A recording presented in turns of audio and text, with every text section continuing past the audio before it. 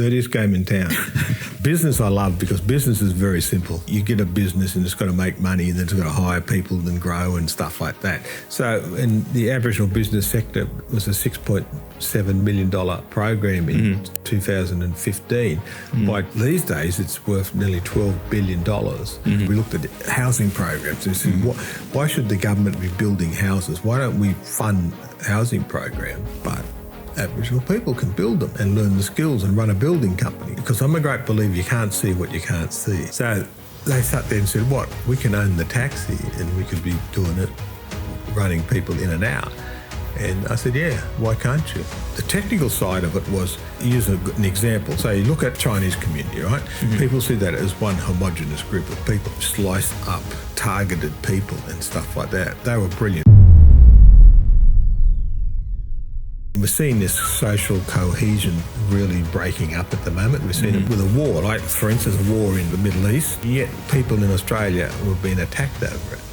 No Australian should have to live in that fear. You know, what they call Godwin's law. You know, when you're having a debate or an argument, you automatically go to Hitler and the SS and the Nazis. And they're not Nazis. They just have a different opinion to you. We jump too quickly, calling people Nazis and Adolf Hitler. That's the stage when you're dehumanizing them, and it's easier to be violent. It's easier to have that. We saw people were setting people's cars on fire and throwing bricks through the window. Well, how far does that go? Does that go that I can insult you and swear at you and abuse you? Before we get started, please subscribe so that you never miss an episode of our cutting-edge contemporary conversations. Thank you. Welcome, Warren. How are you? Good, thank you. Thanks for having us. Thank you for your time. There's so much to cover with you. There's a breadth of work you have done and campaigns you have led. Yeah. Well, yeah, it's funny to look at, actually. I was a lot of people sit down and talk to me and said, we were going to do an interview with you or, have a talk at an event and, then we're going to look at your career. And they said that would take up the whole event, just talking about that. I've had a really full-on blessed life, I suppose. I started as a trolley boy working in a factory when I was 16. I left school at 16 and went on and did an apprenticeship and trade and got into office work and then went on to university. Then now I sit on executive of companies and boards and stuff and, did gas pipelines and sewer lines and water pumping stations and power stations, and I've just about done everything. It's some people say you must be 150, put all that into your life, and I said, well, I just like doing things. Can you talk about a bit more on growing up and the kind of work ethic you have inculcated growing up? Because that idea of doing things, and as you said, you like doing things. Yeah. How is that inculcated? It's it really comes from my parents and my grandparents and my family. They come from working on cattle stations and that hard work background, dairy farms and stuff. So they were rural people. It was about in the 1830s when Europeans first come up to where we live, up in the north coast of New South Wales, up the Clarence Valley. In fact, we look at the place where we come from, Bayugal, and it's a little tiny place of 200 people at the most, and it's a bit of a dead-end dirt road. It sort of comes and goes just beyond Bayugal to the next cattle station and then stops. So we all say we come from a dead-end place. And, I look back at my grandparents and great-grandparents and stuff. They were very hard work on cattle stations, so cattle workers and that, when the Europeans first come up there. And they're unusual in a way because I think we were the first people to ever sign a treaty, because Edward Ogilvie, who went up there, he was setting up a sheep station, which initially failed because sheep on the North Coast doesn't work. It's more of a cattle place. But he said he's sort of unusual for a European of that stage, a British background.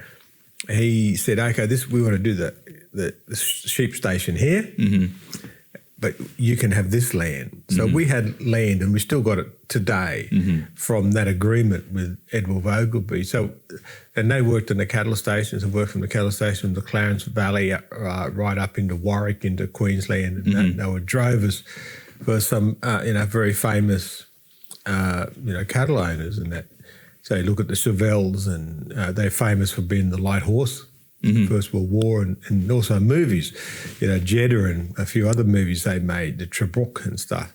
And my great-grandfather was the head drover on that cattle station. And so the ethic was, like you get, the alarm goes off 5 a.m. for argument's sake. You get up straight away, you have a wash, you clean yourself, you have breakfast, make your lunch, and then you go to work. And you just and my father had this little saying that, and if you asked about someone, like he'd say, Dev, what do you think of him? He'd say, well, he's a worker, which means he looks after his family, he works, he brings money in, makes sure they've got a roof over their head, they're being fed, they're getting to school and education and that, and then they go on and work hard. Or they're not a worker, which meant that these people were lazy, they weren't looking after their families, they weren't getting their kids educated and stuff. So that's how he sort of divided the universe into that type. And we were expected from a very early age to work. So I remember as a young kid, because we were a poor family, 11 children. So we had, mum and dad, 11 kids, 13 of us lived in the house.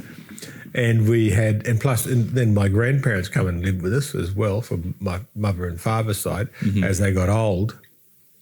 So it was a pretty crowded house. And then we had cousins and other people who lived with us. So sometimes it went from 13 people to 20 people. And you had to contribute. Everyone had to contribute.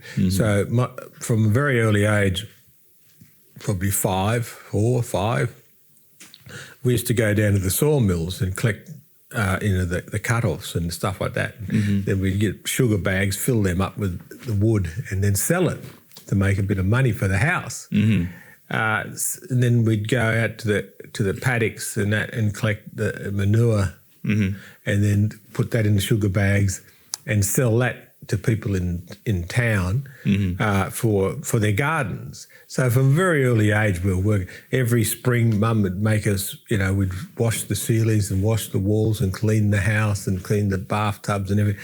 So and every day before you went to school we had to make sure the house was clean and stuff. And so we got that work ethic from a very early age. Collaboration and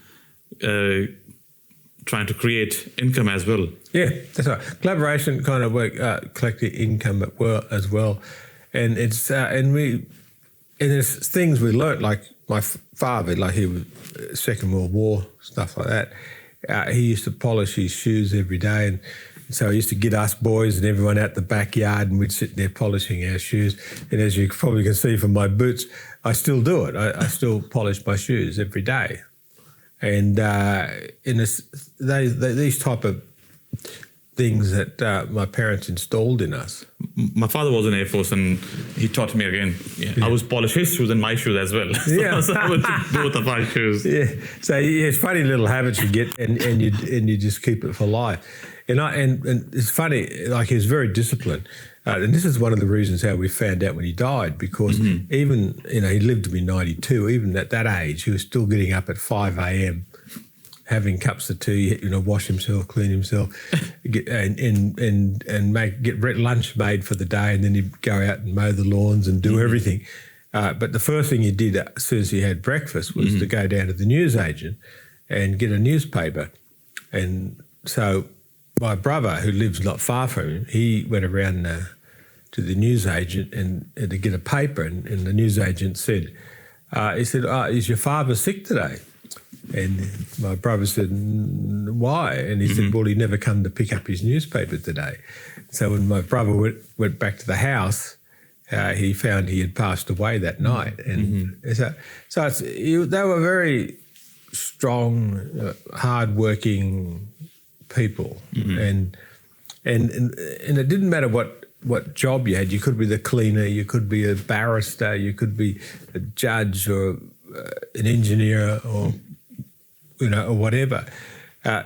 My parents respected people who worked, and they had a big respect for people who worked. And whether you were educated, went to university or not, didn't matter. You just had to work and earn money and look after your family, and that was their very basic beliefs.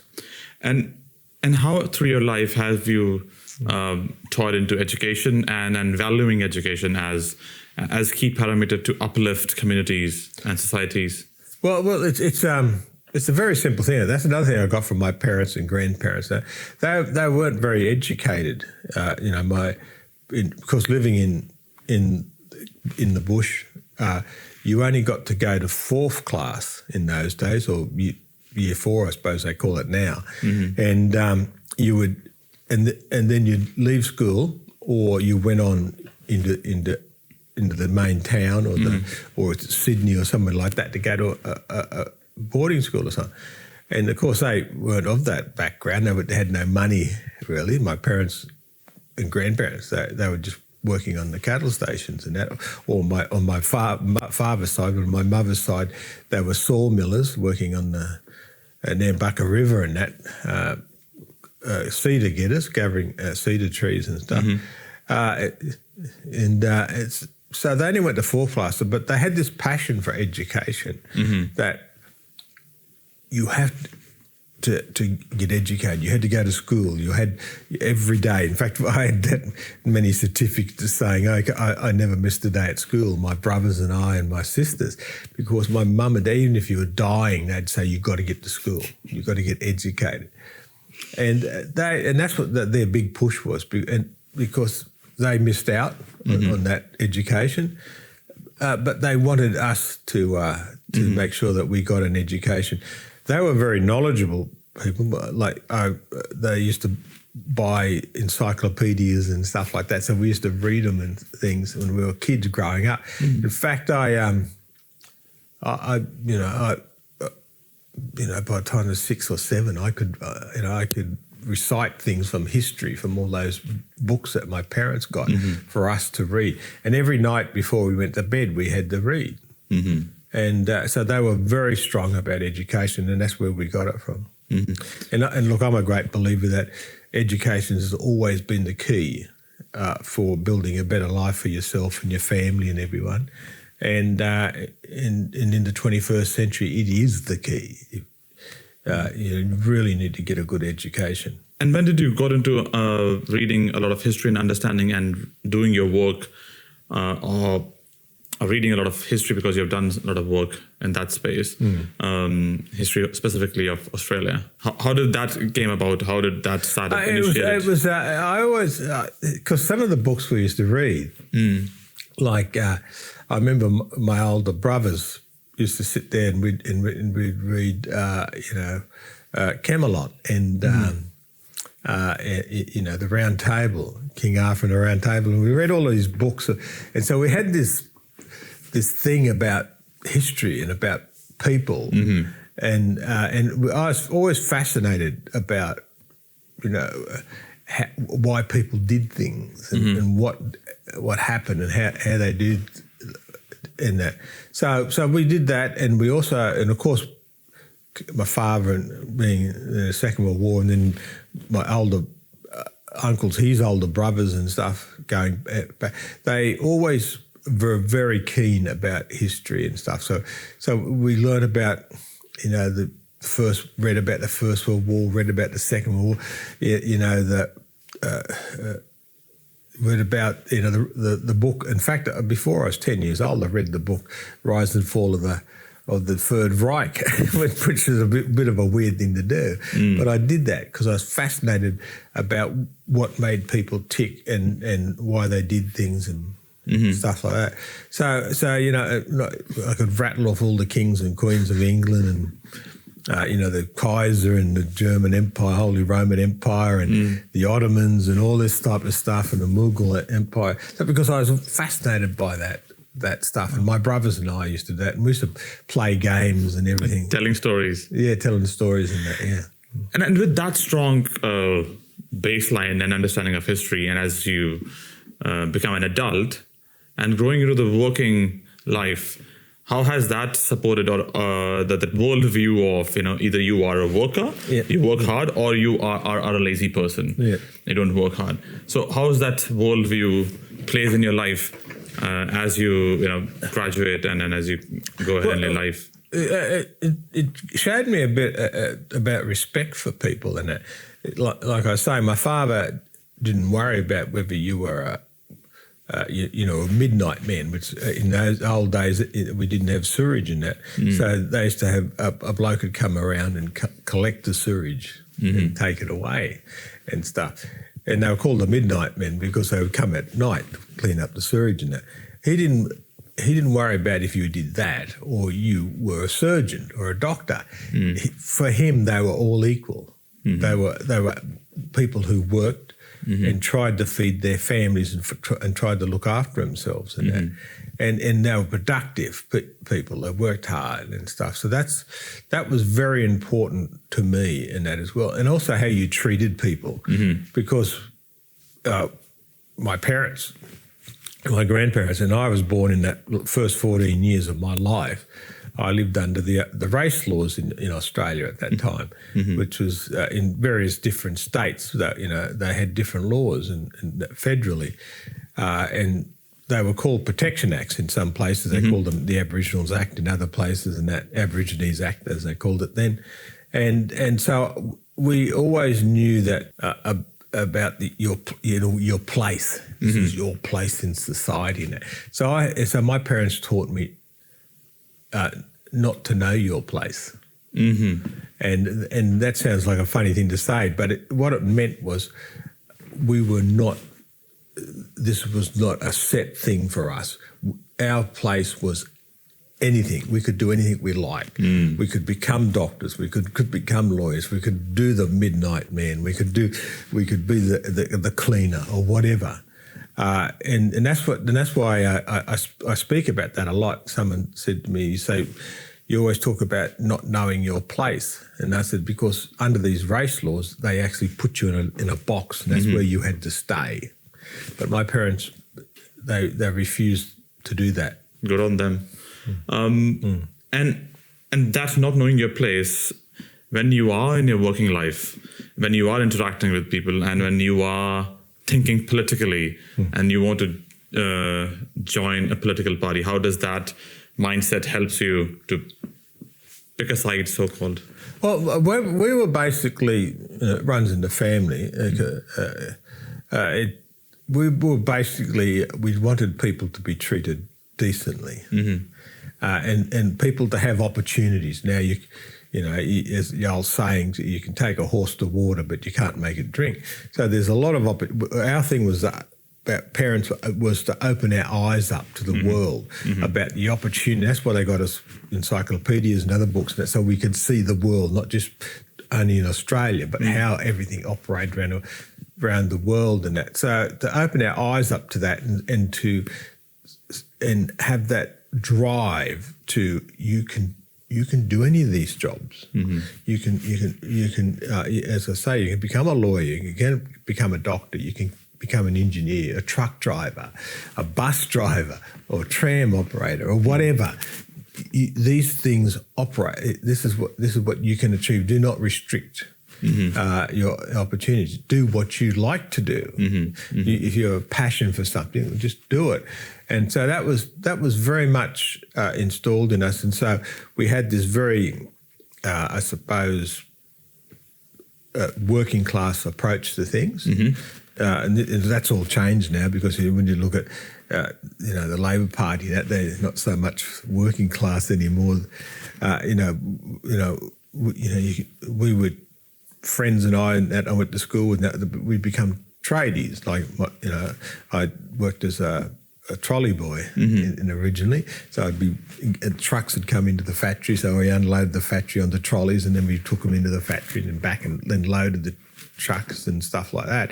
And then I got an apprenticeship, and I was a fitter and worked there. And then I went on later on. I went on and got into the South Australian Institute of Technology, which is now the University of South Australia. And so it's this progression of, and someone said to me once, they said, why, like most people go to high school and then they go off to university or they go off and do a trade, but you had this slow pathway.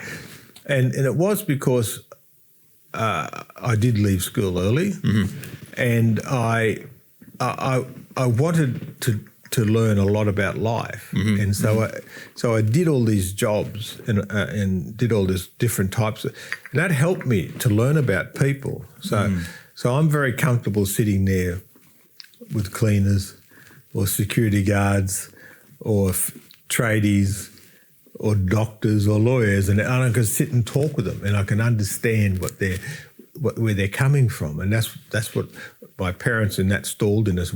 You learn what there are three things you do in life. You listen. Most people say you listen and talk. No, I said that you listen, you observe, and then you talk.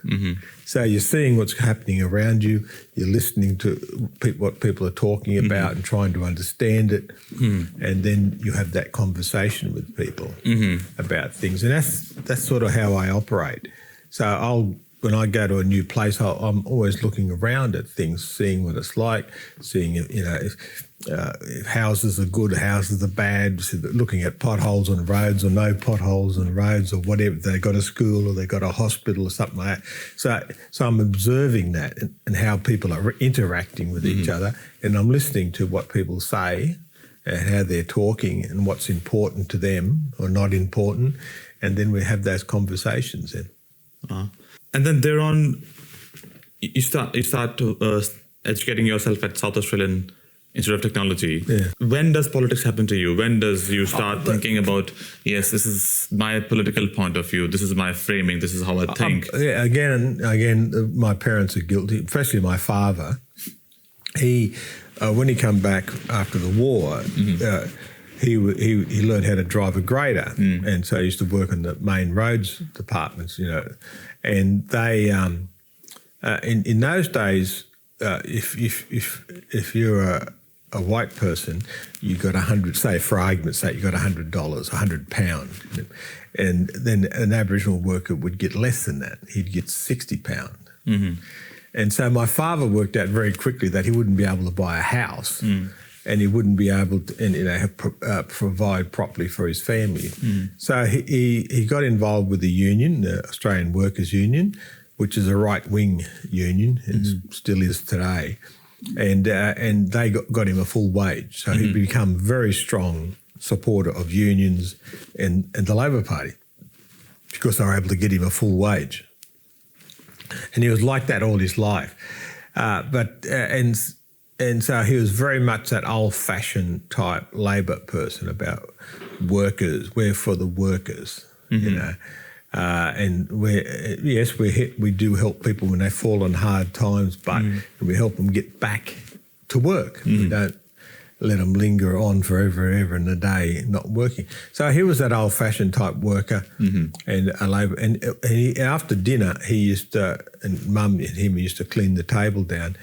And because I'm number 9 of 11 kids, so my older siblings would be sitting there having debates with my parents about what was the news of the day. And so I used to sit there listening to those debates and that. So from a very early age, I was, I learned a lot about politics and it. Yeah. Wow. And then naturally you landed into the Labour Party. Yeah, so it was a natural flow for me because that was my father's beliefs and how he moved forward. I'm not too sure about my mother because I remember once, this is years ago, when there's an election on and Labor Party lost that election and he wasn't happy. He was sitting around the house moaning and groaning and that. And my mum walked in and he looked at her and he said, I bet you voted for the Liberal Party. And she said, well, you'd never know because it's a secret ballot.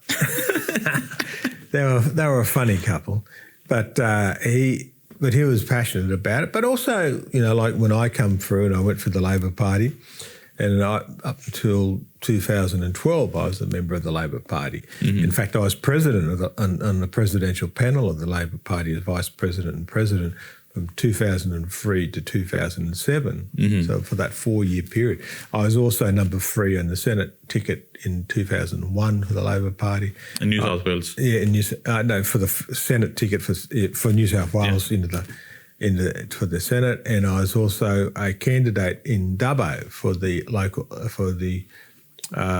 state election in there, which was a National Party seat. So I played all these different roles within the party. I was, before being president and vice president of the Labor Party, national vice president. I was the head of the country Labor Party, all the delegates from the country area, that committee. So I was very heavily involved in the party and its operations and that. Yeah. And so from 2012, so how does the transition to either move out and be working with the Liberal Party, coming closer to the Liberal Party? Yeah, it was because there's 2 different worldviews of politics. In most cases, that's true, but I was in the right wing of the Labor Party, and New South Wales is interesting about their right wing. Their right wing is probably very conservative right wing, and because, as we know, back in the 1950s, the Catholics split from the Labor Party over communism, But my parents were Catholic, strong Catholic. Not my father, not so much. But my mother was, and so in New South Wales that never happened. Queensland it happened, Victoria it happened. That's when the Democratic Labor Party was set up. They stayed within the Labor Party because the Cardinal in Sydney, the Archbishop of Sydney, he actually said to the Catholics, he said, "No, we need you to stay in the party. Don't leave." And that's what they did. They stayed. So the right wing of the Labor Party in New South Wales is a very conservative party. Carpenter, who was the Premier of Western Australia here for a while, he come to Sydney, and I had a dinner with him one night, and he said, "I thought I was a right winger in the Labor Party until I come to New South Wales, and you blokes are more right wing than than probably the Western Australian Liberals." So there was so my values never changed. Political values never changed. Never changed. Yeah. I was a very strong, free enterprise work. You work in a job, or you ran a business, a small business, or whatever, and you worked your way up through a corporation or something. So I was always had this view with Martin Ferguson, who used to be president of the ACTU, and then was a Labor minister. He always said, he was from the left of the Labor Party. He was quite interesting. He said, when I went into the negotiations, I always made sure that the boss still had to make a profit. Because if the boss is not making a profit, then we don't have a job. And that was sort of my attitude about things too. We needed to have enterprises, private sector businesses making money and being profitable, and that's so they can hire people and get people jobs, and they also can do things for the country. And how do you think of the last couple of decades that the definition of the right and the left, how has the general population understanding of right and left has changed? Because sometimes people who are traditionally center-right, they are now called far-right. Who are called traditionally center-left, they are called more moderates. So how has that, do you see there's a transitional shift of general population? It has, and it's one of the reasons why I ended up leaving the Labor Party, because it was 2012, there was a Senate position come up, and was Mark Abib was the senator who retired and moved on. He's currently now the head of the Australian Olympic Games for Brisbane at the moment. Well, he left. We were very good friends, and he was from the right wing. And that, in fact, he was one of the first blokes who recruited me to the Labor Party many years ago. And he, so his seat come up. They come and spoke to me, and I said, "Why don't you go for the seat, go for the vacant Senate seat?" And I said, so I went and spoke with the hierarchy, as you do. I spoke to the General Secretary of the Labor Party, and I spoke to the Chris Minns, who actually was the deputy then. He's now the Premier of New South Wales. I spoke to them and said, okay, if you've got someone that you got in mind to put in to fill this vacancy, that's fine. I know how politics operates. That's good. But if you haven't, I'd like to put my hand in, my hat in the ring. And they said, no, we're not thinking of anyone at this stage. But that wasn't necessary. That wasn't true. They already had Bob Carr looking at it, but they wanted a diversionary to get away from him, so he'd have a smooth run into the position. And anyway, in the final days, they said, no, we've decided to go with Bob Carr. He's now he'd go into the federal parliament as the senator. And so then I thought to myself, I said, well, I don't like being lied to. One thing in politics, which is a surprise saying in politics, there's a lot of lies going around. Yeah. And I could see the party shifting further to the left. In fact, most of the members were far, not just to the left, I mean very far left. Look at the Albanese, who's now the Prime Minister today, is very far left. And in fact, I call him a Trotsky. And that's, and so I thought, well, I guess that's the end of my political aspirations. So I left the party. If you were to ask me if I was going to resign, I probably wouldn't have resigned. But when my annual membership came up, I said, I don't think I'll sign up again. So I didn't. And I did nothing. No bands playing and people cheering. It was just very quiet like that. And then about a couple of months later, people found out that I left the party, and that became a big news thing. President of the party quits the party. But I just went back into the private sector and was just working in the private sector, doing works mainly in the energy industry, gas industry, and stuff like that. That's my background, and also working in mining projects and stuff like that. And I thought, I'm free of politics. That's wonderful. And then a year later, it was 13 months later, Tony Abbott approached me and he said, look, I look like we're going to win the next election. I want you to come and work for me. And I said, no, thank you. I'm very happy working in the private sector. It's quite good. You actually earn more money anyway. And I said, I'm just over politics. Anyway, he kept on annoying me for about 6 months. And eventually I said, okay, I'll come and work for you. So I was put in charge of as chair of the Indigenous Advisory Council for Tony Abbott. But I wanted it to be done the way I wanted it to be done. So we both had these discussions about backwards and forwards, and finally we come up with what it looks like. So I just wanted all Aboriginal, Indigenous, what they want to call it, Aboriginal programs to have an economic focus. So whether it's education, health, whatever it was, I wanted it to come through an economic focus because I wanted to see, my simplicity is that you beat welfare and you beat unemployment and you beat poor by being poor by having a job, a simple job, or running a small business or something like that. So that's what we focused on, and Tony Abbott agreed with that, and then I did 4 years. I had 2 years with Tony Abbott.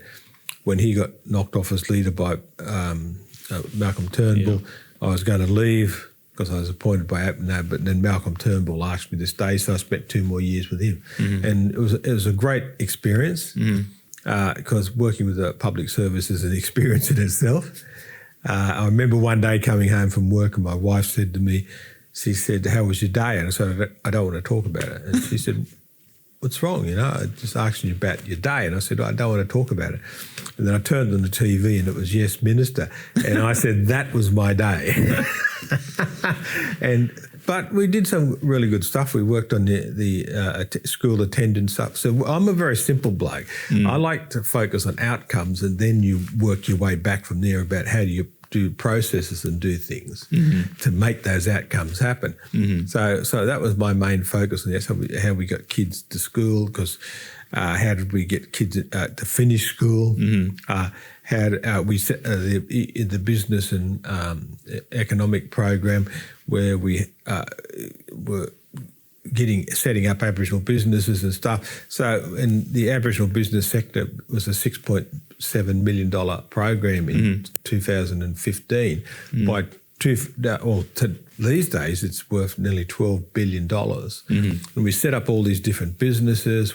They had to be by merit. Okay, you just can't just tell them, so we're an Aboriginal business. There you go. No, you had if you had to deliver bickies in the shop the next morning, then you had to deliver bickies in the shop the next morning, which people could eat. So it was all done on merit, but it was able to build this enormous economy, and that 45,000 jobs were created, 25,000 for Aboriginal people, another 20,000 for other people who were working in different specialist areas, and it's getting an enormous growth in that. So we did some really great things in that period. In terms of running structured programs with an economic benefit in the end, and the long-term aim to, as you said, create jobs, create income, so that you can uplift people who don't have jobs, and you can uplift the majority of the population. That mindset, how has that continued from where you left those programs at? It's been my lifetime driven thing, because even if there's no jobs, how do you create jobs? And well, you don't put the cart before the horse, because its jobs come after you have economic stimulus. So you have businesses set up, because in businesses then can hire people, and that's where you create the jobs.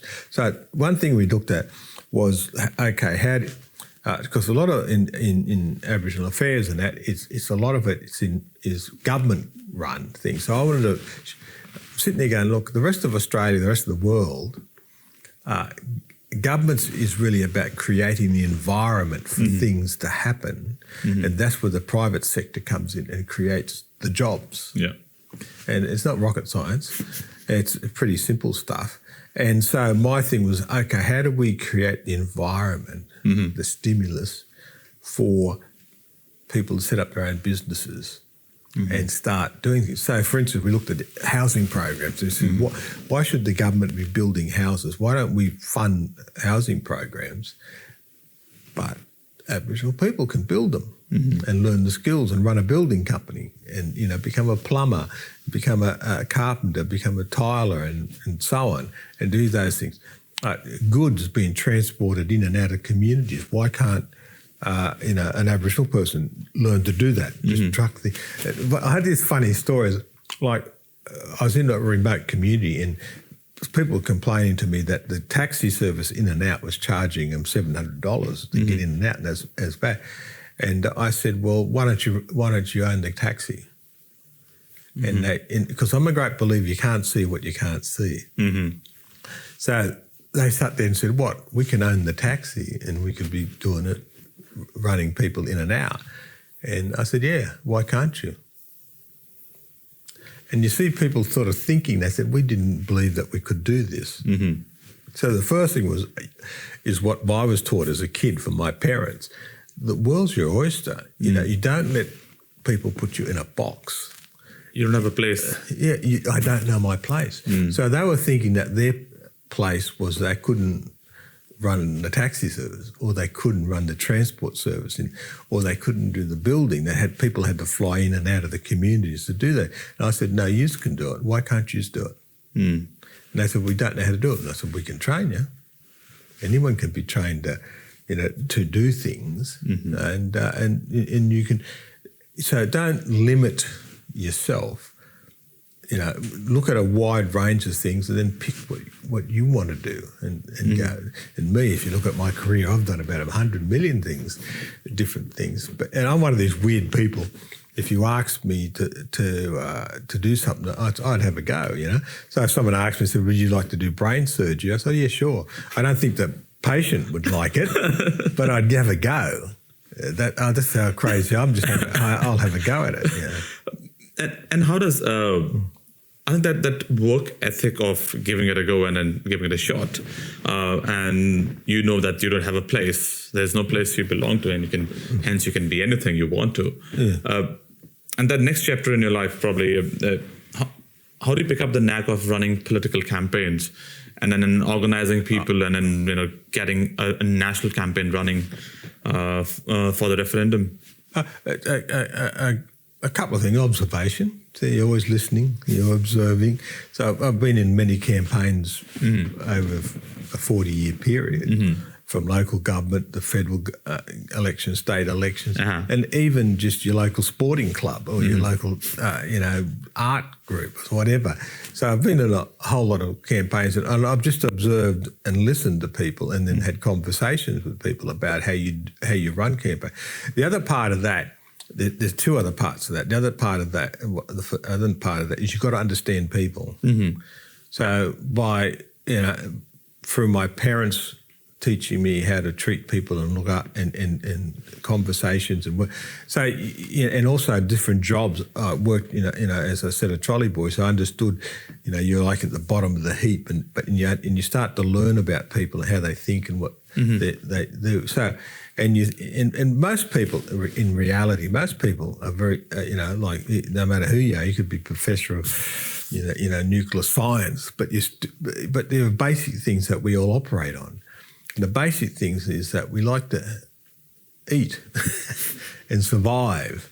We like to have a roof over our head. We like to. Going back to the caveman days. We have to do things. So you got to get up and go to work, and you got to go to school or the university, whatever it is. So you've got to also have a safe. It's got to be safe. You got to feel safe. You got to have a safe society. You've got to have opportunities to be educated and to learn, and so your children get educated and learn. So these are very basic things, no matter who you are, and no matter how you could be Einstein, or you could be some bloke who just drives a taxi or whatever. Everyone's got those basic things that they need, and so all you got to do is learn about. Okay, how do you feed that? How do you make sure that happens? How do they get that opportunities for that to do those things and open their world up? And the third part was sport. In sport, it's about motivation. When you get to the high levels of elite sport. You are champions. You're champions. The issue for them is this: how do you motivate yourself? Yeah. How do you get up in the morning and do things? Like I heard a conversation about an Olympic swimmer, and they said, "You're an Olympic swimmer. You have to be up 4 a.m. every day and do 5Ks of swimming or whatever. How do you motivate yourself to do that?" And he said very simply, he said, when the alarm goes off, and it was like my father. Right? When the alarm goes off, you get out of bed. You make the bed, you wash yourself up, you put your tracksuit on, you go down and go swimming. He said, I only got, what motivated me, I got a million reasons why not to get out of that bed. Oh, it's too cold, it's raining, it's too hot, I'm tired, I had a bad night last night, I'm tired, or whatever. I've been training all week. I would like to have a rest or something like that. And I got only one reason to get out of bed, and that reason is that I wanted to be a champion sports person. And everyone else motivates you because they're all running, say, 100 metres in 10 seconds. They're forcing you to run the 100 metres in 9.9 seconds. And so then they do that and they do it. So you're always in this thing. So you got to be able to get motivated. How do you learn to motivate people and trust people? Like a lot of coaches and that they'll sit there, and they'll just say, you made a mistake. And if you're an elite sports person, you made that mistake.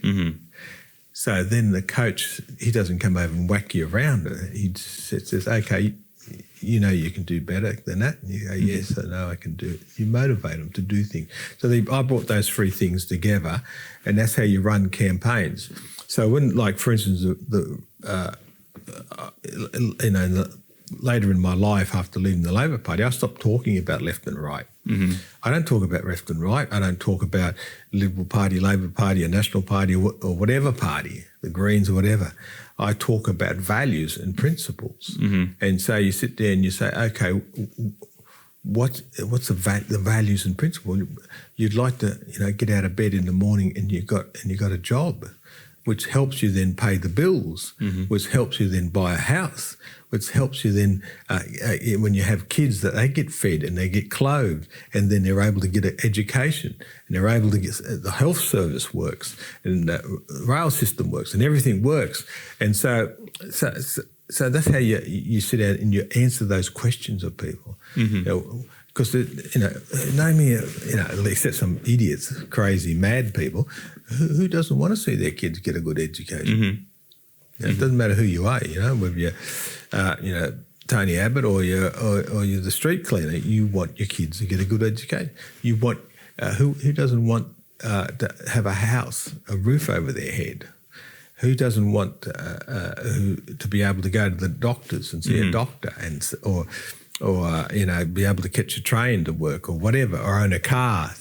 These are all very innate human behaviour, and it doesn't matter whether you live in China or you live in India or you live in Russia or you live in Australia or America. It's all the same. People are driven by that same thing. So you've got to be able to talk about those things. I'm a great believer, if that's a human being, that finger is how much we're different. The rest, we're all the same. Now, of course, you may speak a different language, you may eat different food, etc., things like that. Do dance a different way or don't dance or whatever, but everything else is the same. We want to have a good life. We want to be able to have food in our tummy. We want to be able to get educated and learn about stuff. When we turn the lights and the lights work and all this type of things. Very basic, simple things. To me, life isn't complicated. It is a very simple thing. Politics of division is lazy politics, and politics of bringing people together is more hard work. It's more slow and grueling. Yes. So, and if you don't talk right and left, but if you talk about the politics of division versus politics of bringing together, that on that binary, how have you fared in the last decade or so? Yeah, I'll go back to the basis of how I fared. It's the simple thing, like as I said earlier, I grew up in a time with the segregation laws and stuff like that. So I know what it's like to be an outsider. So I used to go to school in some schools and they'd say, no, we don't teach brown people here, we don't teach black people. And this is like, telling this a 5-year-old kid, a 10-year-old kid, a 9-year-old kid, a person who you respect a lot, a school teacher and stuff like that. So I know what it's like to be an outsider. And so that's helped me to understand people and understand the helplessness and the silence sometimes you have. Something my wife picked up once. She said, I noticed, and something, the habit I got from it as a young kid, they said, I noticed when you're in a shop, you're always standing in a position where people can see you. And then I thought about that, and I talked to a psychologist about what it is that come back from my youth, that people used to say, oh, you Aboriginal people, you're thieves and that, so we've got to keep an eye on you to say when you go into a shop that you're not stealing things. And just by that some subconscious thing, I picked up that I'm not a thief, I'm not robbing people, so I'm going to be seen. So I stand in a place, in a shop where people can see me. And I'm doing things. Now that's something that sort of by some osmosis process from my family and friends and things that I've learned, and so to me that gave me a great understanding about how things, outside things, can affect your behaviour and how you do things. And politics on which side how you play. Politics, again, going back to dirtiest game in town. It is. I really say this because business I love, because business is very simple. Everything's simple to me. Business is very simple. You get a business and it's got to make money, and then it's got to hire people and grow and stuff like that. And and it doesn't matter who you're dealing with. All you're doing is trying to make money, do a job. While in of course you have the passion about your product that you're trying to do, but in politics it's a very divisive, very tough thing. So I always think about Paul Keating's line. If you want a friend in politics, buy a dog, because it can be like that. I've had times with people who I considered friends, and that they've tossed me to the dogs. It was like that Senate thing in 2012, and they did it to me in 2007 as well. I was running for this seat, and they were helping it. Then they did a deal with someone else who was going to give them a deal, and then they said, "Okay, Warren, you don't get the job." And I remember I said to them, I said, "That's a pretty bit rough." I said, "I thought you were my brothers, and sisters, that we were going to work together and make a big change within the Labor Party." And they said, "Toughen up, Warren. This is a dirty game." And it is a dirty game. I've seen people turn on each other and that, and it's not personal. It's just when you're in a power struggle, this is what some people do. So where does it come from? The inert need of to control other people, the inert need of power. How does that human behavior become, in that scenario, very toxic? But if they're out of politics, they're more. There's several routes that people take.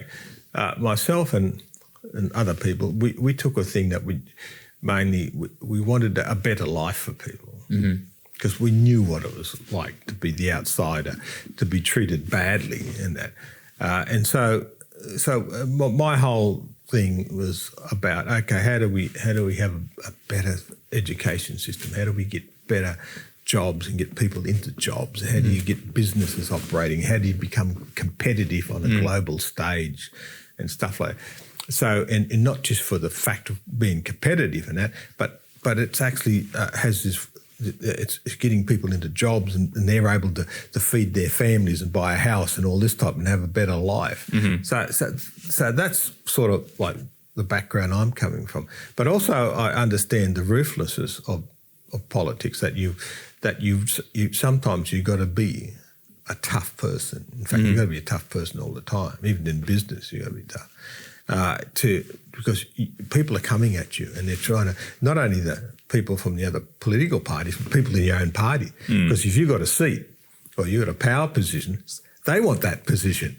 So they're going after you all the time. Everyone's going after each other, and so it's I find it's the toughest game in the world. But it's also the best game, because you can really make a big, huge difference for multiple people, even people you never meet, by the policies and by the work that you do. And also, it's always said that politics is the game of ideas, is the contest of ideas. Yes. And how much it is contest of ideas or it is a contest of people or individual personalities? It's a bit of both. But also you don't become captive of one or the other. So the problem you have when it's a battle of ideas, that you get if you get caught up in the ideological battles, because there's many. I always say there's many ways to skin a cat. You do need to work from a base. Which keeps you moral and keeps you focused on what you do, because. In politics, it's never a straight line. You're going from A to Z. It's never a straight. You're going to A, then you've got to shift this way, then shift that way, depending on the circumstances. Some of the circumstances is the battle within the party. Some of the circumstances, the battle across the aisle, and other times which you don't have no control over. It's a global thing. So what happens if a global crisis happens, whether it's an epidemic or whether it's an economic collapse or something like that, like the great financial crisis happens, it had nothing to do with us, but we copped it. So it's about how you shift and move. But you keep on that line, even though you're going like this, because you've got those basic principles, those basic values that you've got to operate. So I say to people, young people who want to get into politics, I said, you need to keep those basic things there. Otherwise, you get corrupted. And how do you create that, the pull to bring or create more civic education, one, and how do you create that pull for younger people to join political parties? Well, they've got to feel part of something. There are other people and this is a minority, there are other people who just, the joy of power, turns them on, and that. It doesn't matter whether you're in a dictatorship or a parliamentary system like us, or a presidential system like the United States or whatever. There are people who do that. But the good news is that a lot of people are decent people who go into politics. And one thing that I have learned is I do have a lot of respect for people who do go into politics, because it's a pretty tough life, and the salary isn't that great for the work. I know people who do half the job that a politician does, but they get paid twice the amount of money because they're in a private sector area and they're working in it. It's pretty, and also your whole personal life's out there in the media. And people are always going for your bins and checking, on any dirt on you and all this type of stuff. And it also does affect your family very much so. And I've had that as well, because you weigh a lot. One of my sons at school, he was punched in the face at school once because this kid said to him, "I don't like your father's politics." And these things, don't happen a lot, but it is very much tough on the family. And if you're in the newspaper and you're on TV and you're being attacked over something, your family love you, and they feel that pain of you being attacked and stuff. So it is a tough life, and this is why when a lot of politicians retire and leave, and that, they always mention their family, because they wouldn't have been able to do the job without the support of their families. Can I ask you to? You ran the referendum campaign with Jacinta. You ran a long campaign, and you traveled a lot. A couple of years, And can you talk to the technology under that campaign, rather than the messaging is, yes, we are well aware of the messaging, but what were the pillars of running that campaign so that how it became so good, and then it was very well talked about and it was very well delivered? It was a very highly technical campaign. It's probably one of the most highly technical campaigns I've worked on. And what I mean by technical, I mean technology. Yeah, the technology of the campaign. How important was social media? It was social media was massively important for our campaign because and the media, how do you work with the media and stuff like that? And how do you work tactics with the media? I always tell people the media is not your friend, but it is your friend. It's because they're for a story. And I think it was Joe Bjelke-Petersen who said it, the Premier of Queensland for 30 years. He said, feed the chooks. So you feed the stories to the media. You've got to understand how the media operates. The technical side of it was, I use an example. So you look at the Chinese community, right? People see that as one homogenous group of people. In actual fact, it's not. The Chinese people in Australia could come from Vietnam, Singapore, Indonesia, Malaysia, and so on. So Hong Kong, mainland China. So we were able, in Taiwan, so we were able to look at that and see that people from Indonesia, Malaysia, and that they come from places where in the constitution it does, and even Indian people from those places as well, where they had race in the constitution. So we knew that we had the message to them about how they had race and they were treated as second-class citizens there. So we're going to do that again here in Australia, have race in our constitution. And so we were able to, they got that, and they said, well, there's no way we're going to support that. So you got to be, and we had that, and I was the face of the campaign, like with other people and that. But the blokes in the background, the social media people, were very smart about how I couldn't do that.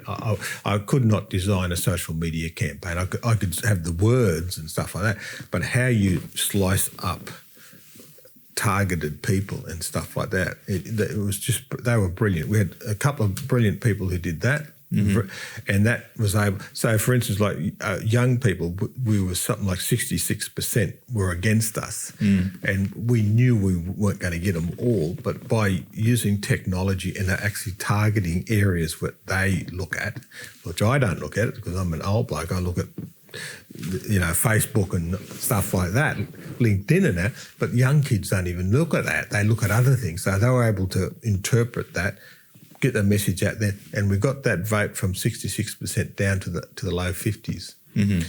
Didn't get a majority of it, but that 12 to 14% drop helped us win the election. And then also you have started off founded with something called CPAC Australia. Can you talk about the genesis and a bit of a grounding? What was the reason to find that or start that organization? I wasn't the founder of it. I come a bit later, a few years later. It was really set up about 3-4 years before me, but it was very low key and that. What they wanted to do was then lift it to another level. So they approached me to sit down and talk about it. And when I looked at it, I wanted to see CPAC as a mainstream conservative organisation, because that's what CPAC stands for, Conservative Policies Action Conference. And so I said, okay, if you want it to grow in that, you have to really make it a movement, but you have to make it more central. Yes, centre right, and you're still and looking at conservative policy ideas and that. But which is pretty easy to do, because the reality is that most people, people call it, this is why I don't look at like left and right and conservative and progressive and all this type of terms. They're academic terms to me. Is that most, when you look at things which people consider conservative, they say, well, family. And they go, yeah, that's a conservative thing. And they say, well, left-wing people have families. So we can talk to both at the same time. Enterprises, unless you're in a communist state, most even left-wingers do have businesses and run things and stuff. And so I don't like those terms. So what I wanted to do was, I said, okay, I want to be chair. We've got to shift ourselves a bit. We've got to have people who are not crazy and volatile type of. We want people who can present an argument and present arguments about what are the ideals of an Australian person. And so we tapped into that cultural issue, and we were able to talk to a lot of different groups of people. So my thing was, we need to have conservative values, which are normal values. I like a family, I like to have a house, I like to have a job, run a business and stuff like that. And also law and order issues and that. And then you have what people call the cultural wars, which I don't think they're called cultural wars, are just normal to me, is in regard to having debates about transgender issues. Look, to me, human beings are human beings. We're all God's children. And we should treat people decently and respect people. But the problem what happened with the transgender movement was that they hijacked and went into spaces which was pushing other, which were in. So whether you feel you're a woman when you're a man and stuff like that, that's fine. I don't care. As long as we're working together, we're doing things, we're making a better life for people, that's fine. But when you're saying that I want to be in a women's change room, that makes a different thing. And so that's where you start, getting into invading in other people's spaces. And so we need to, so we can have those debates, whether I'm right or wrong, let's have the debates. And then you have a whole wide range of other issues that we need to have debates about. The biggest one to me is is about Australia itself. What is Australia? And what we're seeing this social cohesion really breaking up at the moment. We're seeing it with a war, like for instance, a war in the Middle East, in Israel and in the Gaza Strip, and yet people in Australia were being attacked over it. That's the war over there. Now, much as we want to see peace and things happening and good outcomes, why does that sort of transcend back to here to Australia and say, well, you're a Jewish person, so that therefore we're going to protest against you? And you look at you go to Jewish schools, you go to the restaurants and stuff. They're like, it's easy to get into Fort Knox because they've got security guards, they've got this and that. No Australian should be, I don't care what background you are, no Australian should have to live in that fear. And so these are the big questions that we should be debating and working out about how come Australians, no matter what their background is, their culture or whatever, why they come to Australia, they should come to a safe place. They should come to a safe and comfortable place. They should come to a place where they can have the opportunities for a better life. And that's why most people do come here. They come here to have a better life.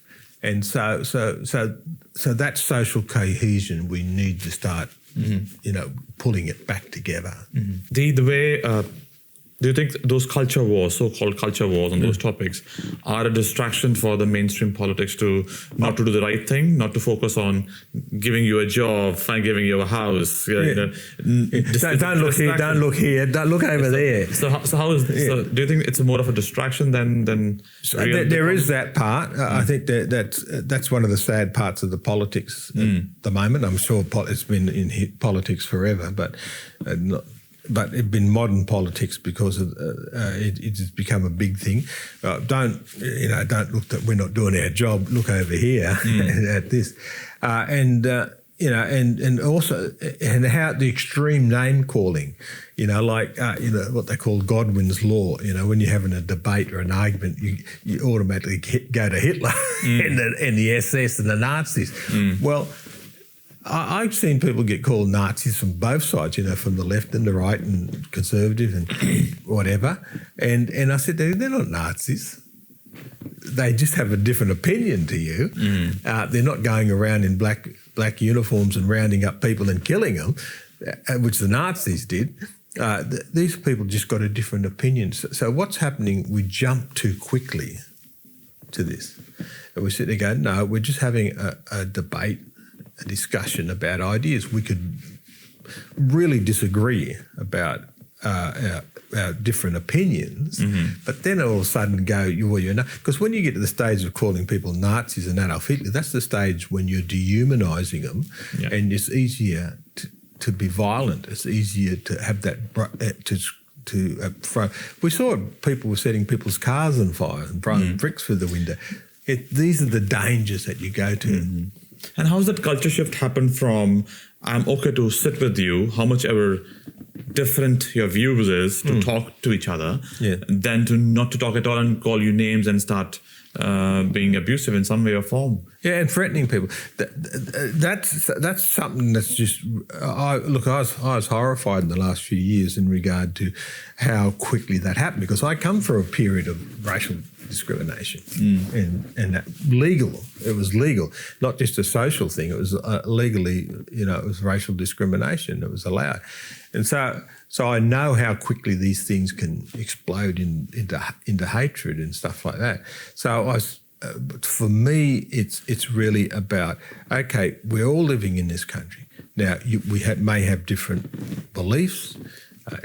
People may be atheists, they don't believe in gods or anything like that, or they may be of different faiths. They could be Buddhist, they could be Hindu, they could be Christian, and even Christians are divided into a lot of different groups as well.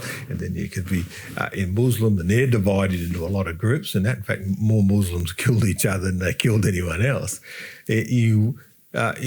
It's about how can we have a civil society. So we can sit here and have a conversation and we can have different beliefs, but we don't go into this thing and say, well, you're wrong,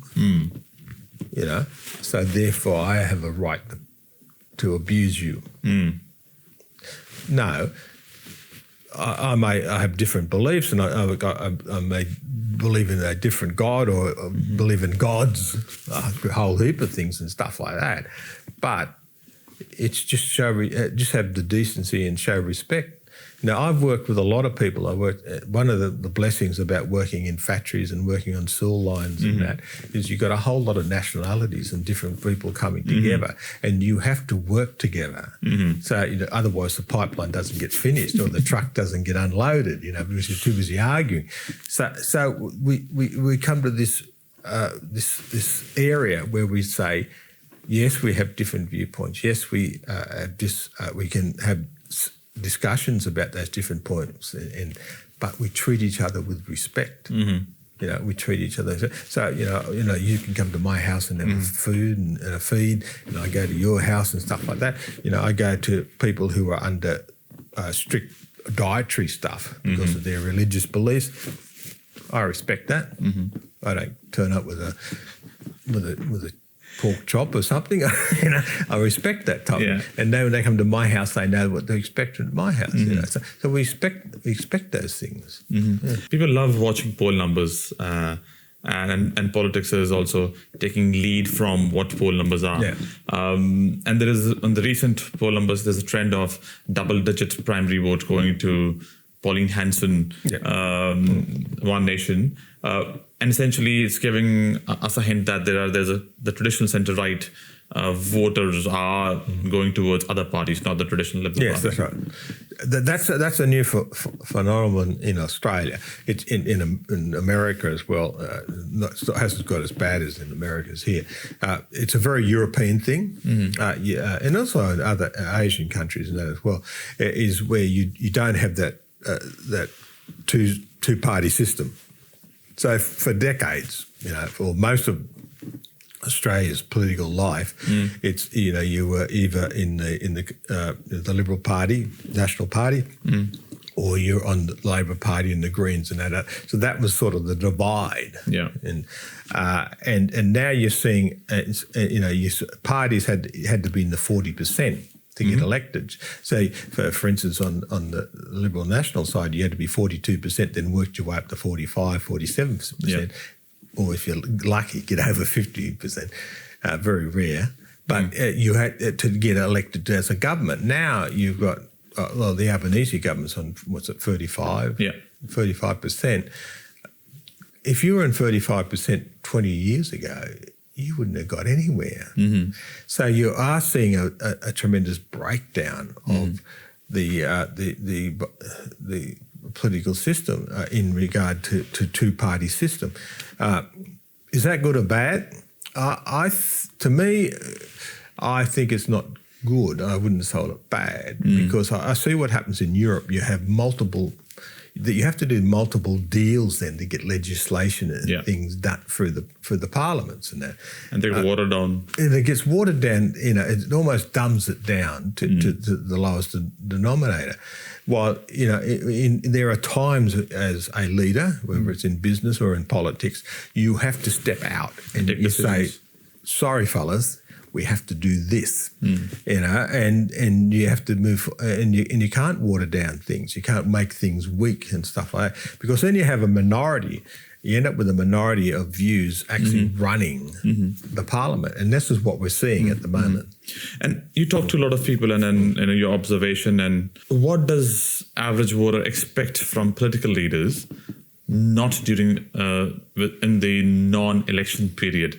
Not that 6 weeks. And the lull period now, the first and second year. The sad news for politicians is that most people don't give a crap about politicians or politics.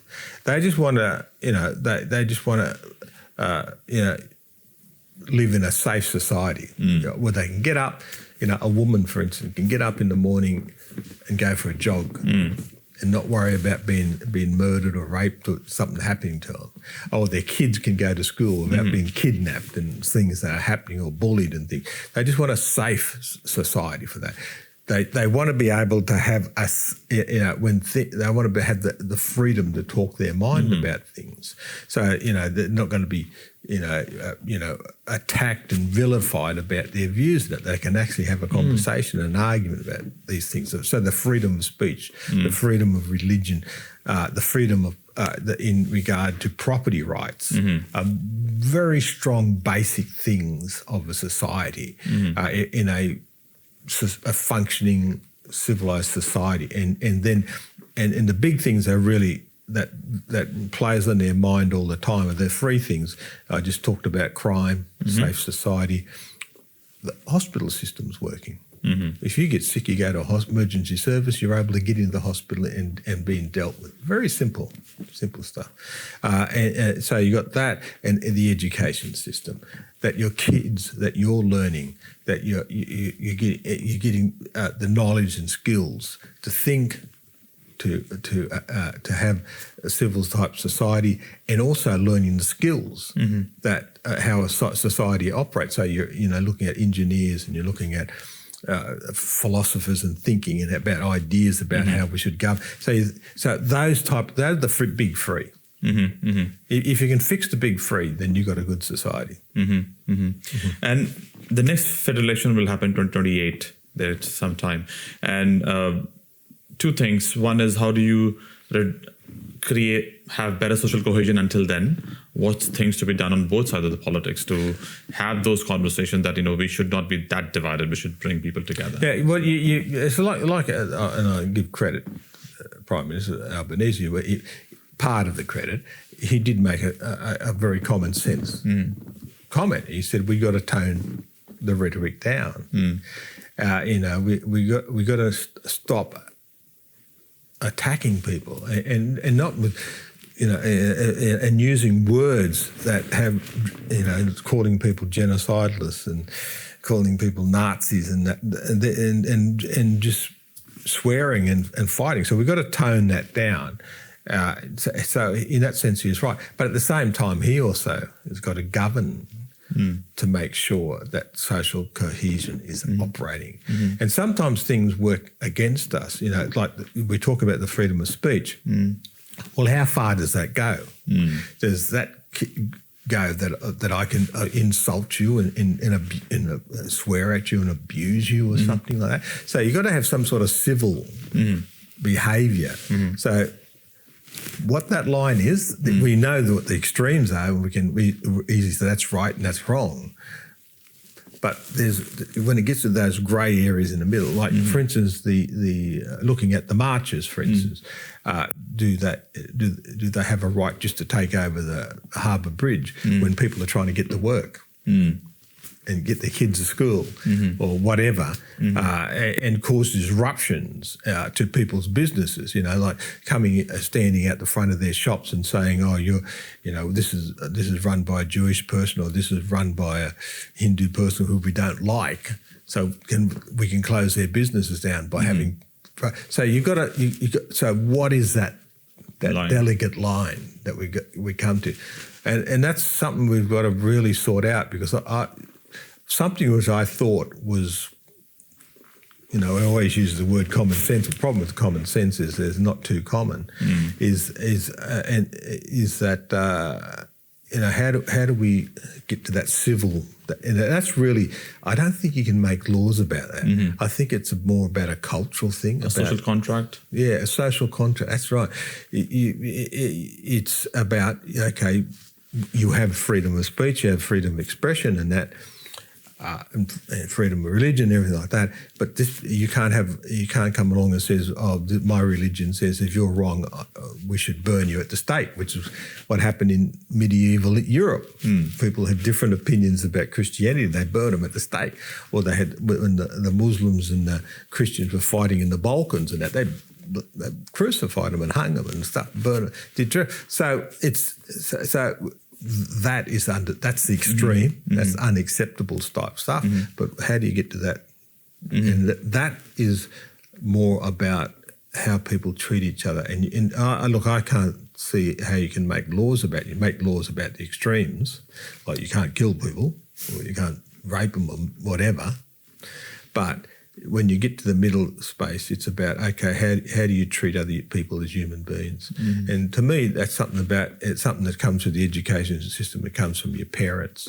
One of the things I was very lucky to have in the lottery of life, I had good parents who taught me that yes, people are over there, they got different beliefs than you, they got different ideas, but you got to treat them decently.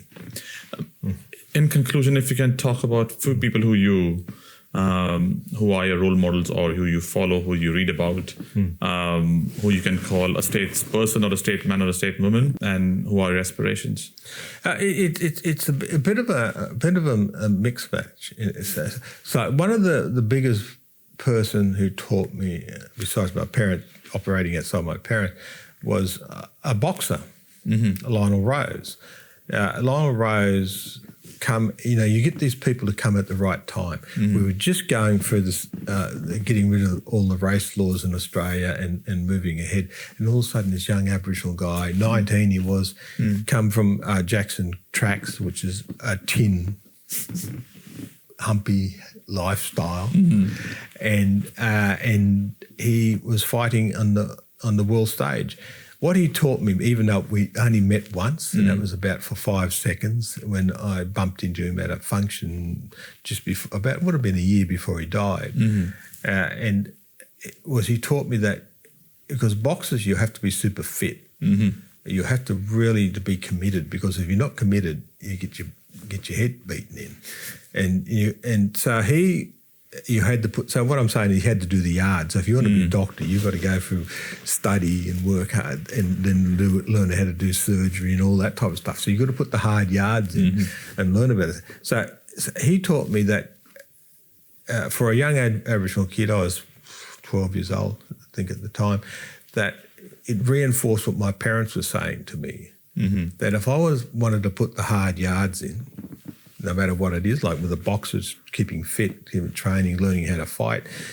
For a doctor, it's, getting education, understanding biology, understanding all these different sciences, chemistry and stuff like that. If I was willing to put those hard yards in, then I can do anything. Because he was a bloke who come from Jackson Tracks. People lived in humpies and tin. And he went on at 19 to fight in Tokyo. I had to look it up in the atlas. I didn't even know where it was. And he come back, and he's such a humble person, he just come back to Australia. And 100,000 people, this is 1968, 100,000 people turned up in the streets of Melbourne and the airport. Nothing's been like that ever before that or after that. He just brought the whole country together, black and white, yellow, pink, green, whatever you are, whatever your faith are, we're all Australians. And it was just, that had a huge effect on me as a kid, that I could do anything if I wanted to put the hard yards in. And of course, you then look at, other people. One thing I learned is that no one's perfect.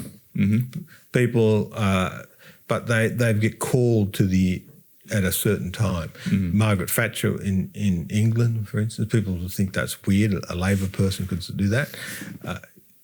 Britain needed her at that time, and because it was going down the gurgler very quickly, and she was able to turn it around, and that means you're not necessarily a perfect person, or you're a strong person. She was a strong person that was needed for that time. It was like Churchill in the Second World War. He was an imperfect human being. He smoked, he drank, and did crazy stuff, but he was the person they needed to get through that war. So you get that, and other times so that's Lincoln is another one. People, you can have a shot at him. Maybe he should have got rid of slavery early or whatever, but he was trying to work for a very difficult situation. And it ended up in a war. And then he stuck to his principles all the way through that, and he was able to get rid of war. You look at Wilberforce, and that Wilberforce, who used to cocaine, I think it was. He was an addict, but he was a person who got the British Empire to abandon slavery, and it was only a few years ago that they finished paying off the debt because they actually had to buy the slaves and set them free. Something like 16,000 British soldiers died in the slave wars trying to stop those slaves. You had that, and yet in China they were doing the opium wars. So people aren't perfect, but you got to grab the parts that are perfect. And so I give Wilberforce, I give them, the British soldiers who went out and fought those wars, credit for what they did. The 400,000 American Union soldiers who died against slavery. Now, I'm sure a lot of them weren't, about, we just want to get rid of slavery. They were fighting to keep the Union of the United States together, but they still gave up their life, which led to the end of slavery. They're the people who motivate me. They're the ordinary people who do incredible stuff. Thank you, Warren. Thanks a lot. Yeah, thank you.